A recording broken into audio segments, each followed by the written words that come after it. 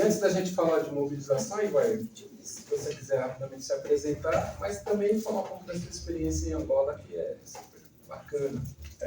Fernando, eu fiquei muito empolgado com a sua sinceridade, né? E com a sua vivência, que você acabou contando. Então, você como enfermeiro deve ter trabalhado com vários tipos de pessoas, né? Isso também te deu um amadurecimento grande em relação a isso. A minha experiência eu estou formado em Química, sou um químico formado pela Universidade Federal de São Carlos. São Carlos é uma cidade do interior aqui, quase no centro de São Paulo. No ano que eu entrei na 1970.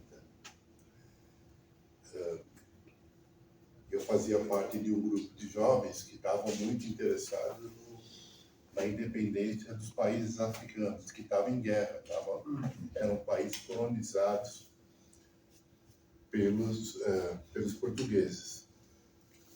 Então, logo depois que eu me formei em 74, eu comecei a trabalhar como químico, trabalhei numa indústria metalúrgica, depois entrei numa fundação de desenvolvimento de ensino de ciências, e de lá eu pleiteei trabalhar pela Unesco, e o cargo da Unesco que me deram foi trabalhar em Angola.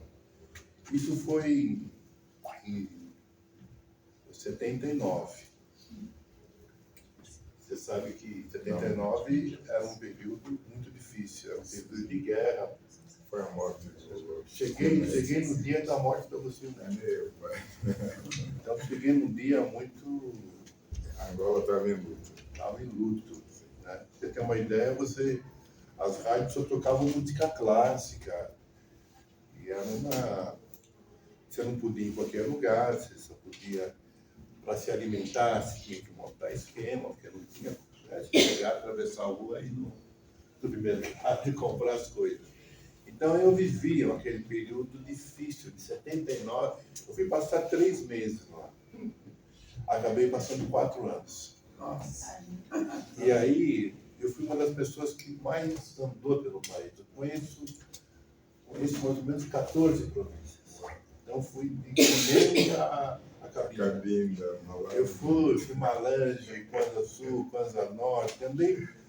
Onde tinha confusão, eu gostava de Eu adorava fazer estradinha do Benguela no Vinho. Aquilo, para mim, era um paraíso. E o dia a dia de uma revolução parece incrível, né? Mas é você ver a rua limpa, por exemplo. A rua está limpa. Então, todo mundo se organizou para limpar a rua. É você entrar no prédio e funcionar o elevador. É você entrar no elevador e ter a luz funcionando. São coisas simples, mas para quem está em guerra, estou falando em guerra mesmo, porque Angola estava em guerra com a África do Sul. Então, são pequenas coisas que você aqui, você não tem noção. Você vai, atravessa a rua e compra. Lá não tinha onde comprar. Você tinha que... E como eu era da Unesco, então eu tinha algumas facilidades para comer, para comprar as coisas. E a gente trocava. Eu comprava uísque para trocar por peixe. Você vai aprendendo. Aprender a ter em casa um freezer para... Aí tinha uma fila qualquer lá, a gente estava na fila para comprar coisa e botar no freezer. Então, a minha experiência de Angola foi uma experiência que me mudou como pessoa. Não, mas eu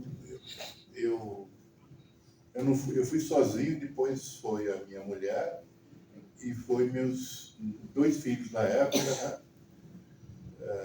Um terceiro filho nasceu lá. E o que me chamou a atenção é que a minha filha, que é casada com ele, um dia eu me deu conta que ela publicou uma cartilha que a cartilha para criança, que falava sobre cabelo e tal.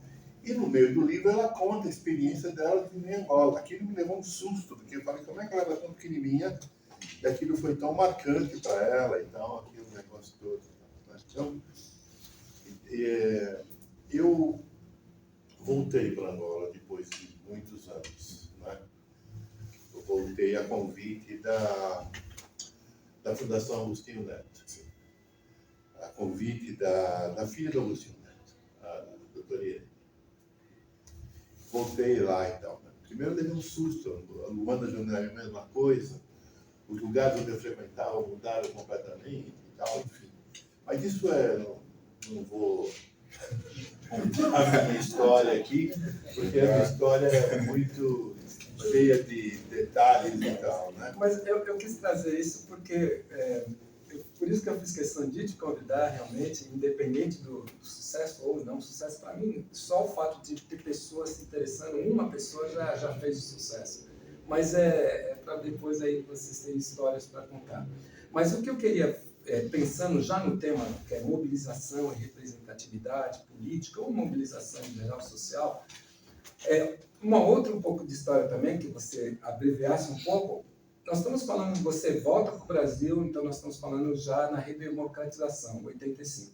Ivaí é um dos fundadores do Conselho da Comunidade Negra do Estado de São Paulo, que foi o primeiro órgão desse modelo no Brasil, que é um órgão, ele tem dois lados, o lado da sociedade civil, o outro lado de representantes de várias secretarias, sendo estaduais ou municipais, que se juntam para pensar políticas públicas para a população negra.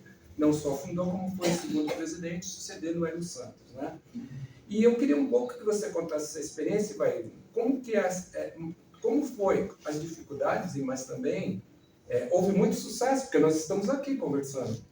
É a questão de mobilização, numa época sem internet, numa época sem acesso à televisão, sem informação. Como que foi? Como se sucedeu? Como você fazia a mobilização? Não, quando eu digo que mudou eu como pessoa, eu saio, quem conhece São Paulo, eu sou do Noroeste de São Paulo, eu sou lá da Penha, lá daquela região. Depois da Vila Formosa, da Vila Trem, então sou daquela região. Então, e você vai para um país em guerra, quando você volta, eu já não sou a mesma pessoa. Então, o que eu via na política, o que as pessoas falavam para mim, eu tinha me iniciado, eu tinha vivido num país socialista, então eu sabia o que era e o que não era. E aí, eu não tinha nenhuma, vamos dizer assim, como é que eu vou dizer? Eu não tinha nenhuma trava de pensamento. Eu não tinha, para mim, depois que eu passei aquela experiência, para mim, tudo era possível. Eu enxergava oportunidade em todo qualquer canto. Eu olhava para um canto e falava, aqui tem uma oportunidade, ali tem uma oportunidade. Vou pegar um exemplo para você. Eu entrei no Palácio dos Bandeirantes, sabe com quem que eu fiz mais amizade? Com a mulher do café, a mulher do cafezinho. E com o fotógrafo do palácio. O que tem a ver com o cafezinho? É que todo mundo chegava lá e queria um café. E eu sabia que quem fazia o café e quem ia dar. E ali você batia papo. Então, prefeito, deputados, eu era a pessoa que apresentava o palácio para eles. E eles tinham que tirar fotografia. Não é hoje que você tem celular, lá tem que ter um fotógrafo. Aí o fotógrafo falou, meu amigo, tira a foto dele aqui e tal. Então, tudo para mim eu via como uma oportunidade. Então, a minha experiência foi que eu comecei a imaginar todas as possibilidades. Eu ouvi uma coisa ali no corredor, aqui ficava trabalhando, falava, não, eu posso fazer isso aqui, eu posso fazer aquilo e tal.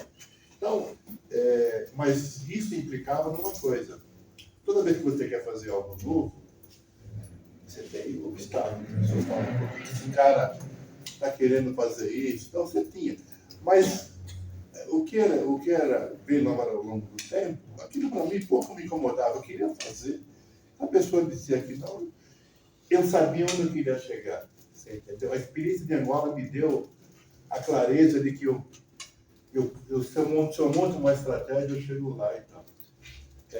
E a questão da mobilização é que você tinha que ter uma ideia boa, uma ideia que pudesse globalizar as pessoas, né? E recentemente eu recebi um cientista político sergipano que está montando uma empresa de serviços de análise política, e ele negro também, e ele conversando sobre por que nós estamos tão derrotados nas eleições, né? Entendi. Eu posso contar o Robson ali, o nosso futuro vereador aqui em São Paulo. Ele tem uma barbearia aqui na Avenida Branche 410. É uma barbearia que eu frequento religiosamente. Cada 20 dias eu estou lá cortando o cabelo e tal. E pergunto para eles lá o que eu vou fazer. Eu digo, corte, vamos fazer trança, eu fiz trança, faço tudo lá. Eles me receberam muito bem. E ele quer ser candidato a vereador. Tudo bem? O que é que como é que era fazer política quando eu era mais jovem? Nós tínhamos, o pessoal da minha idade, aqui não tem ninguém mais velho que eu aqui. A gente tinha duas coisas que funcionavam sempre. Você tinha que ter um bolo e que suco. Que suco. Você fazia que suco, estava uma moçada, a pessoa falava sobre política e tal, e cafezinho e que suco. Então você reunia as pessoas e trocava as impressões e tal. E a política era feita na conversa. E é engraçado que a política ainda hoje, ela deve ser feita dessa forma, né? Eu não acredito muito nessa coisa da internet como única forma de mobilização. Você precisa estar organizando as pessoas em casa, através de você visitar as pessoas, né? Você tem que gastar a sola de sapato para observar as pessoas e trocar impressões com elas. É claro que isso implica um custo, né? Você precisa ter tempo e dinheiro para poder se locomover numa cidade como São Paulo é tão grande assim e tal. Mas ainda eu acho que a ideia do que suco e do bolo, para você reunir as pessoas, que suco era um pozinho? Conhece? Você põe lá, um negócio horroroso. Um negócio horroroso, mas você bota aquele negócio lá e a turma bebe aquilo, bebia. Hoje não bebe mais porque aquilo até não é bom para a saúde, né? Não é bom para a saúde e tal, né? Mas o que eu vejo, o que eu vejo como importante compartilhar com vocês? Eu sou uma pessoa que viajo muito, assim, né? Viajo 2, 3 vezes por semana, estou numa cidade, estou numa outra, e uma vez, 2 vezes por mês eu estou em Brasília, ou em outro estado para observar coisas e tal, né? O que eu falo observar? É o seguinte, se você me perguntasse se nós estamos avançando nesses últimos anos, eu ia dizer que a maior tranquilidade, avançamos muito. A gente avançou muito, né? Eu tenho mais boa notícia para falar para vocês do que notícias negativas e tal, tá? Então eu vou falar, eu vim preparado para falar de notícias boas, falar de coisas boas que eu estou vendo por onde eu ando, né? Aqui em São Paulo, vou começar na área da saúde. Aqui em São Paulo, na década de 70, havia uma médica chamada doutora Irene. E ela era a única médica negra que a gente conhecia. Naquela época, ela montou um grupo só de estudantes negros, e era um pouco classe média e tal, e a ideia era estimular os outros a estudar e tal. Então, essa médica, e ela nos alertou para o seguinte: olha, cuidado aí com tem uma doença que é prevalente nos negros, que é a anemia falciforme. E você sabe, quem vive em Angola sabe o que é anemia falciforme quando bate numa família. Aquilo ali, eu perdi amigos, jovens com anemia falciforme. Então, eu sei Não tenho na família, graças a Deus, mas lá em Angola eu vi situações muito difíceis da minha escola. E o que eu vi? O que eu vi recentemente? Olha, vou dar para vocês 3 eventos na área de saúde que me chamaram a atenção. Evento número 1. A Defensoria Pública fez um evento sobre racismo obstétrico. O que é isso? É o racismo que se realiza durante os exames de uma gestante. E aí levaram duas profissionais falando sobre o racismo, como é que isso acontece, que as mulheres muitas vezes são obrigadas a esperar mais tempo, e muitas delas falam assim, essa dorzinha não é nada, você é uma negona, você é forte. Então, ela contava os dramas, aí você fica, você não sendo mulher, você fica mais traumatizado ainda de ver a história que ela conta. Aí você vê o seguinte, a Defensoria Pública de São Paulo organizando um debate sobre um assunto de fronteira, sobre o racismo no parto. Outro assunto importante. Houve uma reunião, primeiro encontro, sabe do quê? Das enfermeiras negras. Enfermeiros negros se reuniram e fizeram um grande encontro aqui em São Paulo. Mas tem outro evento ainda que me chamou, tudo lá na saúde, que me chamou a atenção. A Faculdade de Medicina da USP, que é uma faculdade importante, os médicos negros organizaram um encontro de saúde da população negra. E eles fizeram isso, viu, a Verdun, né? Abidan. Sem apoio da Faculdade de Medicina. Não conseguiram não, mas eles fizeram um evento, lotou. Aí quando você vê aqueles jovens médicos negros, você fala, puxa vida, eu vi isso acontecer. Jovens negros se organizando, denunciando racismo na saúde. Estou falando só na saúde, depois 3 eventos mostrando a potência dessa juventude que tem aí. Posso? Deixa eu só te interromper um pouquinho, porque eu quero acrescentar aqui à mesa o Abidan.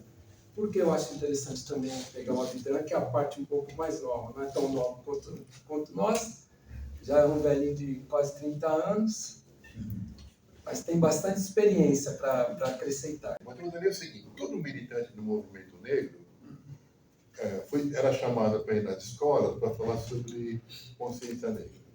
Sempre. A gente foi chamado, ou se não era chamado, provocar para poder falar, então.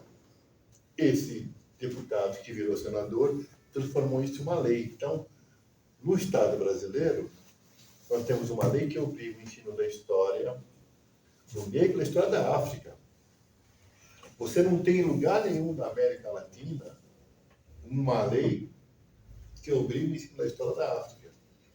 E no Brasil isso tem. Bom, qual é a boa notícia em relação a isso? Eu contei que eu viajo para cima e para baixo, né? Então, lá no MEC, eles criaram uma política nacional de equidade racial na educação. E eu fui lá para conhecer essa política. Me chamaram para conhecer. E aí eu levei uma surpresa das grandes surpresas que quem milita acaba conhecendo. Primeiro, o pessoal daqui é bem mais novo do que eu, né? Aqui a política voltada para a população negra é feita da seguinte maneira. O prefeito convida um cara lá, o cara vira assessor, aí dá uma sala, um telefone pro cara e fala, você se vira, você tem que fazer um evento. Então, o negro que vira assessor do prefeito fica entre a coisa e a espada, a comunidade cobrando ele sem grana, sem orçamento, sem nada, tendo que fazer política aqui e tal. Essa é a regra na maior parte dos estados e dos municípios. Todo mundo está falando de uma novidade. Qual é a grande novidade? A novidade é que essa política, o MEC assumiu para si, colocou isso no orçamento da União, fez um diagnóstico feito no país sobre isso, implicou no seguinte, a secretaria, chamada Secretaria de Educação, continuada, mandou um questionário para todas as prefeituras perguntando o que eles estavam fazendo com relação ao combate ao racismo. Então, pela primeira vez, a gente tem um diagnóstico em todo o país. Sabe quantos responderam? 90% responderam. Então, um diagnóstico fantástico que você tem. Mas não termina aí. Com esse diagnóstico, ela descobriu uma coisa que é óbvia: você precisa ter gente nas regiões para estimular a aplicação da lei, que senão não vai. O Ministério contratou, sabe quantas pessoas? Só para acompanhar a lei, 1.530 pessoas. Vou colocar. 1.530 pessoas colocaram para isso. Não mais. Material didático, apoiou, apoia e tal. Prêmio para melhores escolas. Acabou de dar um prêmio agora, selo Petronilha, R$200 mil para as melhores escolas que têm política de combate ao racismo na sala de aula e tal. Bom, vou só finalizar. Quanto vocês acham que uma política voltada à população negra aqui no estado de São Paulo movimenta em dinheiro? Vamos lá, chuta aí. Chuta o valor aí. O valor é alto, eu só acho que as pessoas não têm conscientização a respeito disso. Não, eu estou falando do governo. O governo que tem que fazer o negócio. Quanto você acha que eles gastam? É o governo? Não. Alguém falou zero? Quanto você acha? Eu vou ficar com zero também. Faço ideia. Eu tô com vergonha de Quanto? dizer zero, mas eu acho que tá zero. O senhor fez parte do Tucanaf? Fiz. Foi. Da doutora Iracema, eu pensava que era a primeira. Era Iracema. Foi Iracema. É, daqui da Doutora Iracema. Iracema é a minha primeira. Nós estamos descendo. Bem, para vocês entenderem bem que eu quero chegar. Tá. Qualquer político aqui, qualquer um de nós aqui é político e tal, como é que você faz política para o seu município? Você tem um problema de diabetes. Você tem que calcular quanto de medicamento você vai ter, quantos profissionais você vai ter para poder atingir aquilo. A primeira coisa que você tem que fazer é saber quantos negros são afetados com aquilo. E para isso você tem que preencher um questionário. Você tem que dizer minha cor é essa e tal. Você tem o primeiro problema. O atendente ali não está informado que tem que... Porque se ele não coloca a cor, você não sabe lá no município, lá de Imbu, quantos negros tem no bairro tal. Aí, para isso, você precisa aqui alocar recursos. Então, as políticas voltadas para a população negra nunca foram feitas desse jeito. As pessoas eram chamadas para fazer evento. Agora, para você pensar uma política pública, você precisa botar isso numa agenda, você precisa formular uma estratégia de atuação, você precisa arrumar um orçamento para isso e tal. Porque uma política você faz desse jeito. Qualquer política para a população negra, você tem que saber quantos são, o que precisa fazer para atuar lá e tal. Bom, qual é a grande novidade? A novidade é que o MEC fez isso. O MEC fez isso pela primeira vez nos últimos... A lei tem 20 e poucos anos. Sabe quanto de recurso o MEC colocou nesse programa aí? Chuta aí. Bem ambicioso. Zero. 500 milhões. Não. É, Sabe quanto? 2 bilhões. 2 bilhões. cadê esse dinheiro? Vou até anotar. A surpresa de vocês. Poxa, mas eu não estou também nesse negócio. Alguém levou. Não é que alguém levou. É porque as pessoas não estão acompanhando Ninguém sabe, né? que essa política nacional de equidade racial é a primeira vez que isso está acontecendo. Mas de onde vem o dinheiro? Sabe o que ela fez? Tem uma secretária lá, muito staff, ela condicionou o dinheiro do repasse para o município, da PDE, 2,5% desse dinheiro que vai para o município, o prefeito tem que provar que está atuando na questão racial. Senão ele não recebe dinheiro. Então, pela primeira vez, teve alguém que teve essa ação de amarrar a política com o orçamento. Sim. 2,5%. Ela conseguiu fazer a cabeça do pessoal do orçamento, não. Tem que colocar. Essa é a grande mudança, a grande revolução que tem nesse processo.